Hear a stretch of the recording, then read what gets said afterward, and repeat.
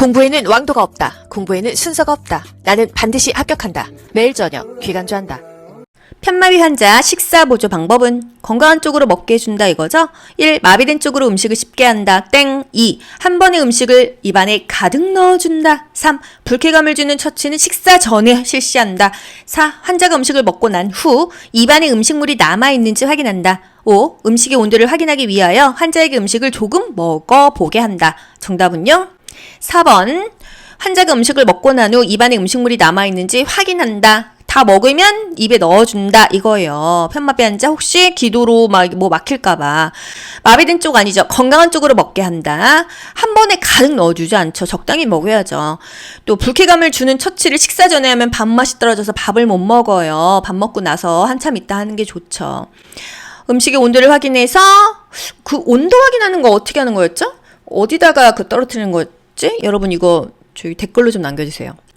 환자의 배설량에 포함해서 기록해야 하는 것은 섭취량과 배설량 문제 100문제 중에 꼭 한 문제 나옵니다. 섭취량은 말 그대로 몸으로 들어온 거, 배설량은 빠져나간 거. 그 중에서 배설량에서 포함 안 되는 거를 머릿속에 떠올리면서 보기 보세요. 1. 구토물, 배설량일까요? 2. 주입된 위간 영양액, 섭취량일까요? 배설량일까요? 3. 정맥으로 주입된 혈액. 4. 약을 복용할 때 마신 물. 5. 양치질할 때 사용한 가글액. 정답은요? 1번 구토물이 배설량이죠. 섭취량과 배설량에 기본적인 상식이 있으면 맞출 수 있어요. 주입된 거 섭취량이죠. 정맥으로 주입된 위간 영양액 다 섭취량이죠. 약 먹을 때 먹은 물 섭취량이죠. 가글액은 섭취량도 아니고 배설량도 아니잖아요. 가각하고 칵 뱉어내는 거니까. 섭취량, 섭취한 음식, 복막 주입액, 수혈, 위간 영양액 이런 거. 또 얼음을 먹었어. 얼음의 2분의 1을 수분량으로 환산한다. 약 먹을 때 먹은 물 섭취량이다. 배설량, 구토물, 소변, 상처, 배액, 젖은 드레싱, 출혈, 심한 발한 다 배설량이지만 배설량이 아닌 거 그냥 땀, 가글액, 정상적인 똥, 대변은 안 돼요. 설사는 되죠. 이거 아시죠? 기저귀는 무게를 재는 것입니다. 낙상 예방 활동은 1. 욕실에 손잡이를 설치한다. 2. 야간에는 조명을 소등한다. 3. 호출배를 높은 곳에 걸어둔다. 4. 취침 시 침대 높이를 최대한 높여준다. 5. 신고 벗기 편한 헐거운 슬리퍼를 신게 한다. 정답은요? 1번 욕실에 손잡이를 설치한다. 야간에는 조명을 환하게 켜야 돼요. 특히나 화장실은요. 24시간 켜놔도 좋습니다. 호출벨은요. 손이 닿는 곳에 걸어둬야겠죠. 침대 높이가 최대한 낮은 게 떨어졌을 때, 침대에서 떨어졌을 때도 덜 다치죠. 침대 높이는 낮춘다. 침대 아래에 요를 깔아서 떨어져도 쿠션이 있게 한다. 이런 것들이 맞는 답입니다. 헐거운 슬리퍼 넘어질 수 있어요. 어느 정도 맞는 슬리퍼가 좋아요. 노인의 낙상 예방. 간호조무사 국가고시에 한 문제 꼭 나옵니다. 왜? 현실에서 너무 중요하거든요. 노인들이 낙상, 넘어지거나 다치거나 떨어지거나 이러면요. 이전의 삶으로 돌아가기가 너무 어려워요. 다치기 전에 예방하는 게 너무나 중요합니다. 다치고 나서는 예전의 상태로 돌아가기가 너무 어렵기 때문이죠. 규칙적인 운동을 한다. 무거운 물건은 들지 않는다. 뒷굽이 낮고 폭이 넓고 미끄러지지 않는 신발이 좋다. 보행기나 지팡이를 사용한다. 보조기구를 사용하는 것이 왜 좋냐?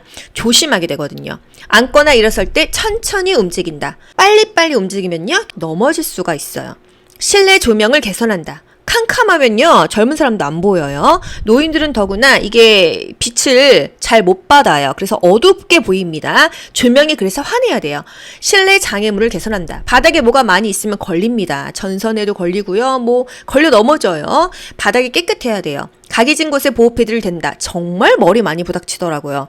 침상 난간을 올린다. 바닥에 물기가 없게 한다. 물기가 있으면 정말 쭉쭉 넘어집니다. 물기는 무조건 닦아줘야 돼요.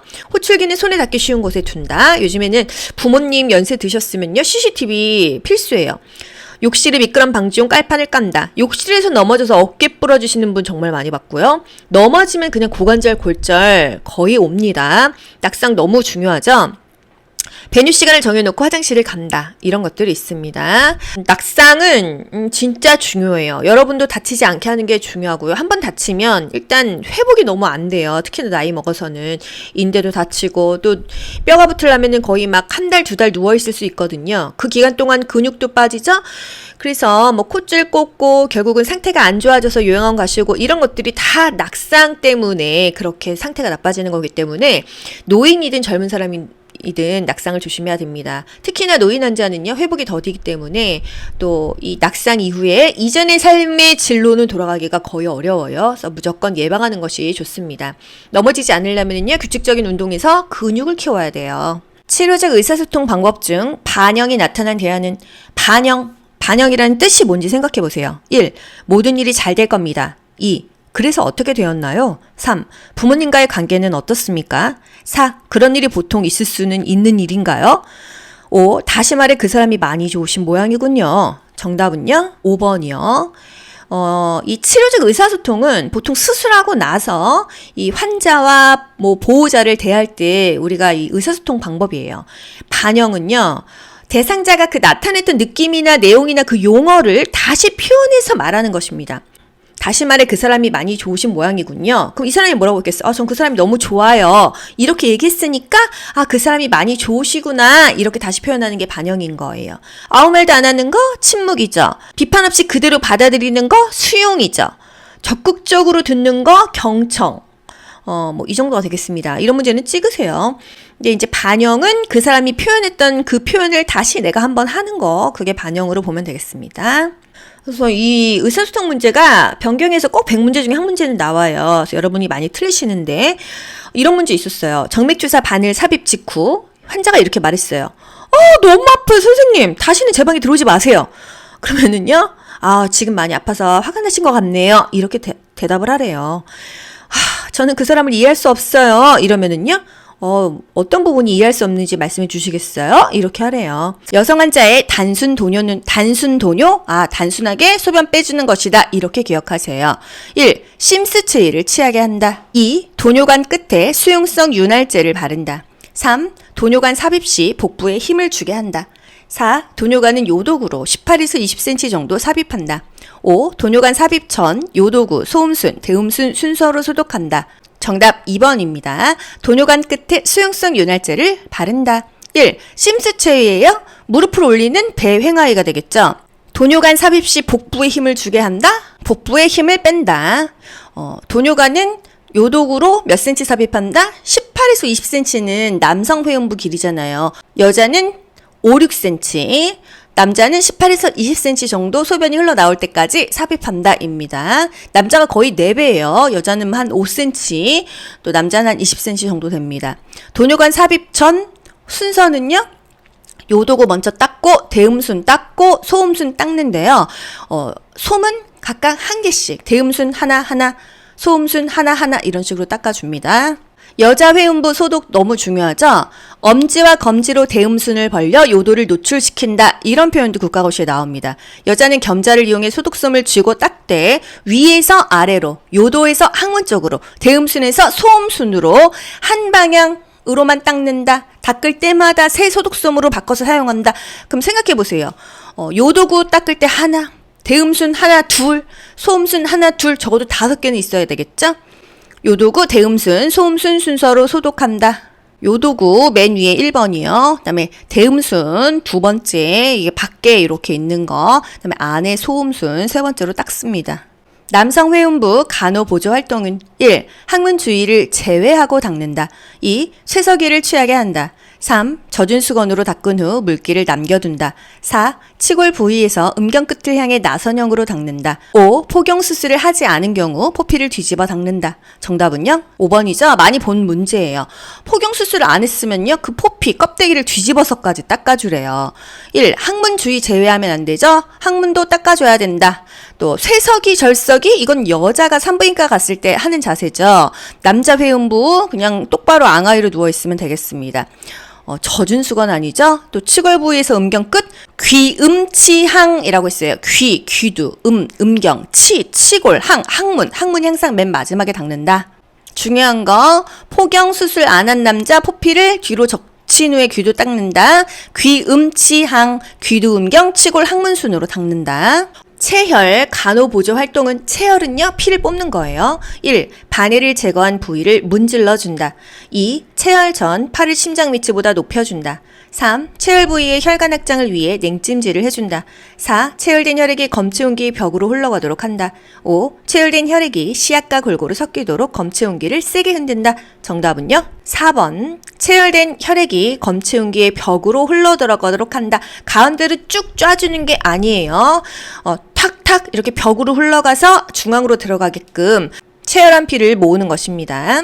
1번 문질러주면은요 피멍이 들어요. 눌러준다 이게 맞습니다. 체혈을 했던 IV를 맞았던 문질러주는 게 아니라 눌러준다예요. 체혈 전 팔을 심장 위치보다 높여주면 그 안에 피가 없어서 피 뽑기 어렵겠죠? 체혈 부위의 혈관 확장을 위해서는 냉찜질 아니죠. 온찜질입니다. 냉찜질은 혈관이 수축돼요. 체혈된 혈액이 시약과 골고루 섞이도록 검체온기를 세게 흔들면요. 이 피가 용혈됩니다. 파괴됩니다. 세게 흔들면 안 되고요. 손바닥에 놓고 문질러 줘야 됩니다. 혈액검사, 정맥혈액 채취 방법. 중요한 거 뭐 있어요? 전혈구 검사, CBC 검사의 경우 EDTA, 혈소판 항응고제가 섞인 시험간에 이게 보라색 병이거든요. 이것을 사용해서 체혈을 하는데 항응고제가 그 병 안에 있어요. 충분히 섞이도록 흔들어 혈액이 응고되지 않도록 한다. 여기서는 흔들어라는 표현이 맞습니다. 교과서에 있는 표현이에요.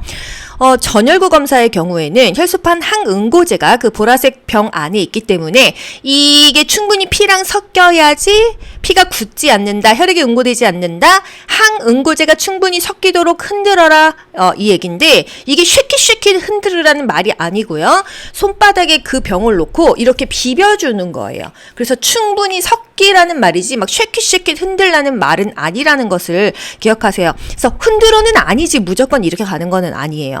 의미를 이해하시겠나요? 충분히 흔들어줘라. 하지만 그것을 막 흔들으라는 소리는 아니라는 거. 충분히 섞이도록 믹싱할 수 있도록 해달라는 그런 말입니다.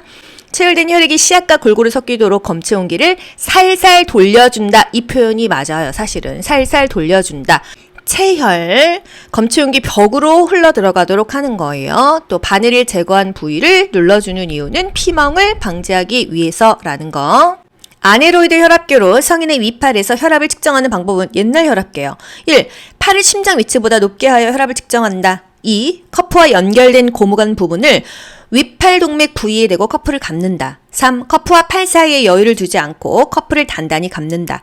4. 커프 압력을 초당 20에서 30 속도로 내리면서 혈압을 측정한다. 5. 재측정이 필요하면 10초 이내에 다시 측정한다. 정답은요? 2번 커프와 연결된 고무관 부분을 위팔동맥 부위에 대고 커프를 감는다. 요게 맞고요. 팔과 심장 높이는 같게 한다. 또 커프 감을 때 손가락 하나는 들어갈 정도로 여유를 둔다 했죠. 커프 속도는요. 얼마큼 내려요? 2mmHg예요. 20, 30이 아니라 2. 재측정 필요하면은 적어도 몇 초, 30초에서 1분이었나요? 이거 여러분 한번 찾아보세요.